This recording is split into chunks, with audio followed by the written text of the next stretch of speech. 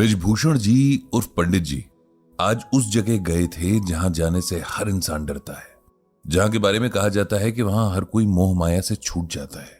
ये जगह शमशान कहलाती है, इंसान की जर्नी ऑफ लाइफ की लास्ट डेस्टिनेशन। बृजभूषण जी यानी पंडित जी वहां क्यों गए थे? भाई एक पड़ोसी की डेथ हुई थी, इसलिए अपना फर्ज निभाने गए थे। वैसे तो पड़ोसी काफी बुजुर्ग थे, अच्छी खासी जिंदगी और भले पूरे परिवार का सुख देख कर गए थे, लेकिन मृत्यु कितनी भी बड़ी उम्र में हो, अपनों को कौन जाने देना चाहता है। उनकी फैमिली के बच्चे बड़े सब रो रहे थे। पंडित जी ने भगवान श्री कृष्ण से उन्हें समझ और शक्ति देने की प्रार्थना की। घर लौटते हुए पंडित जी को एक बात याद आ गई। बात तब की थी जब पूरे देश को कोरोना की सेकेंड वेव ने अपनी चपेट में ले रखा था। हर तरफ मौत का तांडव चल रहा था। शायद ही कोई ऐसी फैमिली बची थी जिसने कोई अपना न खोया हो। पंडित जी के भी कई रिलेटिव्स, नेबर्स और जानने वाले इस बीमारी के कारण चल बसे थे। दिन रात एम्बुलेंस इधर से उधर भागती रहती और हर रोज कोई न कोई बुरी खबर मिल ही जाती। उन दिनों तो पंडित जी का इनबॉक्स जैसे दर्द भरी कहानियों से भर गया था। लोग सलाह मांगते कि कैसे अपना दुख कम करें। कोई पूछता कि इस भयानक टाइम में कैसे खुद को डिप्रेशन में जाने से रोकें। कोई तो यहां तक पूछ लेता कि ये वक्त कब बीतेगा। जितना हो पाता पंडित जी उतना लोगों को समझाने, उनका दुख बांटने की कोशिश करते। उन्हें गीता ज्ञान के जरिए लाइफ और डेथ की सच्चाई समझाते। लेकिन सच तो यही था कि इतने दुख के माहौल में वो खुद भी बेचैन होने लगे थे। इन्हीं मेल्स के बीच एक ऐसा मेल था जिसने पंडित जी की आंखों में भी आंसू भर दिए थे।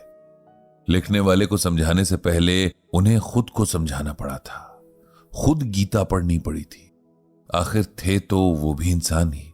चाहे कितना भी समझा लें, भावनाओं के आगे ज्ञान कभी कभार छोटा पड़ ही जाता है। ये मेल एक लड़के का था जिसने कोविड की वजह से अपनी मां खो दी थी। मां जो उसके लिए सब कुछ थी। ये मेल कुछ इस तरह था। पंडित जी, आज मैं जितना डिप्रेस्ड हूं शायद पहले कभी नहीं हुआ।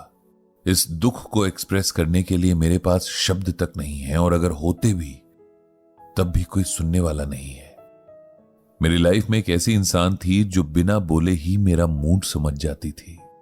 मेरी आवाज में अगर जरा सी उदासी होती तो वो एक बार में ही पकड़ लेती थी। वो मेरी मां थी। उसकी वजह से ही मैं था। अब वो नहीं है तो लगता है मेरा होना भी बेकार है। पंडित जी, मेरा नाम विपिन है। मैं 25 साल का हूं। मैं एक होटल में काम करता हूं। मेरी फैमिली में बस मैं और मेरी मां ही थे। वैसे देखा जाए तो मेरी काफी बड़ी फैमिली है, जिसमें मेरे पापा, दादी, चाचा, चाची और उनके बच्चे भी हैं। लेकिन ये फैमिली बस नाम के लिए है, क्योंकि इन्हें पिछले कई साल से मुझसे और मेरी मां से कोई मतलब नहीं रहा। उसके पीछे भी एक लंबी कहानी है। दरअसल मेरी मां बड़े गरीब घर से थी। उनके पिता ने छोटी एज में ही मेरे फादर से उनकी शादी करवा दी। मेरे पापा का डेयरी बिजनेस था, और सही मायने में देखा जाए तो उन्हें वहां काम करने के लिए एक दिन रात के नौकर की जरूरत थी, जो सैलरी भी ना लेता और बिना कंप्लेंट के काम भी कर लेता। मेरी मां की शक्ल में उन्हें वो नौकरानी मिल गई थी। मेरे पापा का नेचर बहुत खराब था, और खराब नेचर वाले कभी भी बिजनेस में अच्छा नहीं कर सकते।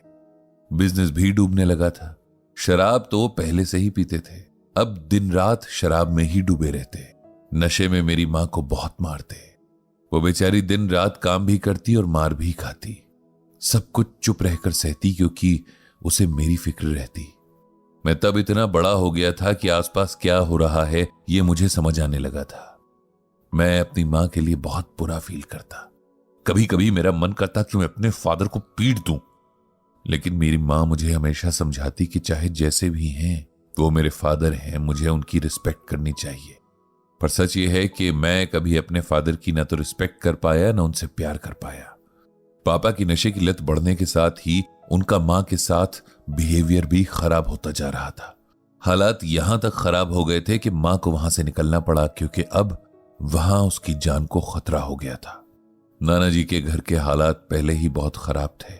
फिर उनकी डेथ के बाद तो मां और मुझे वहां कोई पूछने वाला भी नहीं था। अब हम दोनों के आगे रोटी और छत की समस्या आ गई थी। मां ने अपनी जो कुछ थोड़ी बहुत ज्वेलरी थी वो बेची और एक किराए के कमरे और सिलाई मशीन का इंतजाम किया। मुझे जितना याद है उसमें बस मेरी स्ट्रगल करती माँ है। छोटी छोटी चीजों के लिए दिन रात मेहनत करती माँ है। किसी तरह मेरी माँ ने मुझे पढ़ाया लिखाया।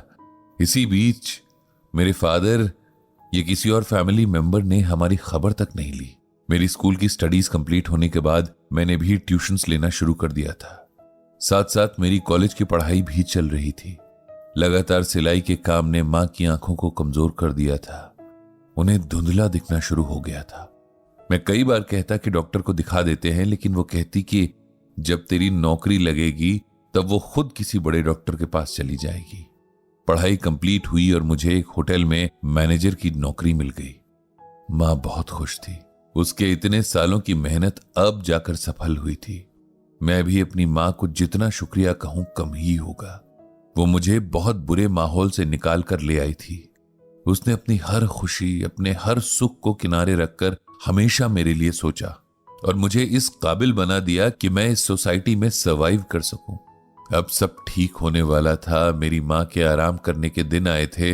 उनकी स्ट्रगल्स का इनाम उन्हें मिलने का टाइम आया था, पर उसकी किस्मत में तो कुछ और ही लिखा था।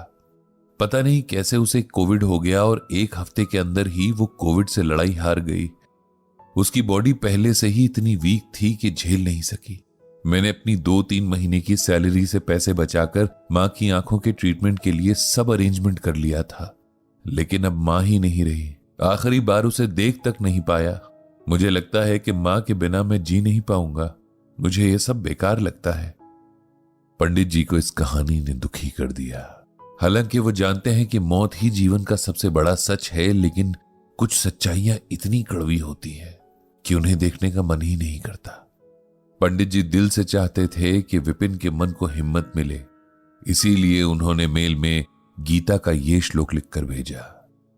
प्रिय विपिन, तुम्हारी भावनाओं को मैं समझता हूं, लेकिन सच को भी जितनी जल्दी हो सके एक्सेप्ट कर लेना चाहिए।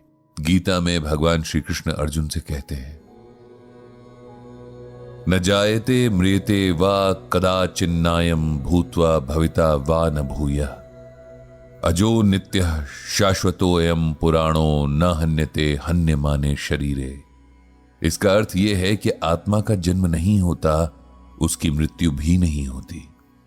वो पहले न थी, ये अब के बाद नहीं होगी। ऐसा नहीं है। आत्मा अजन्मा, नित्य, शाश्वत और पुरातन है। शरीर का नाश होने पर भी आत्मा का नाश नहीं होता। हे अर्जुन, आत्मा को शस्त्र काट नहीं सकते, अग्नि जला नहीं सकती, पानी भिगो नहीं सकता और हवा सुखा नहीं सकती। आत्मा सब जगह मौजूद है और कभी ना खत्म होने वाली है। तुम्हारी मां के शरीर को चलाने वाली आत्मा अब अपने दूसरे सफर पर चली गई है। ऐसा हर आत्मा के साथ होना तय है, इसीलिए तुम उनका शोक मत करो। उस आत्मा को कष्ट उठाने थे सो उसने उठाए। अब हम परमात्मा से प्रार्थना कर सकते हैं कि उनके इस जन्म के अच्छे कर्मों का फल उन्हें अगले जन्म में दे और उन्हें कष्ट ना हो। तुम्हें उस आत्मा को सम्मान देते हुए उसके लिए प्रार्थना करनी चाहिए। अगर तुम अपनी मां की मौत का शोक मनाते हुए अपनी जिंदगी सही से नहीं जियोगे तो तुम अपनी मां के संघर्षों की डिसरिस्पेक्ट करोगे। वो सारी जिंदगी तुम्हें खुश रखने के लिए जीती रही और अब तुम दुखी होकर उनके सारे एफर्ट्स को बेकार कर रहे हो। गीता पढ़ो, इसमें भगवान श्री कृष्ण ने जीवन और मृत्यु के बारे में हमें बहुत कुछ समझाया है। उसे समझो। मैं भगवान श्री कृष्ण से प्रार्थना करूंगा कि तुम्हें शक्ति और शांति मिले।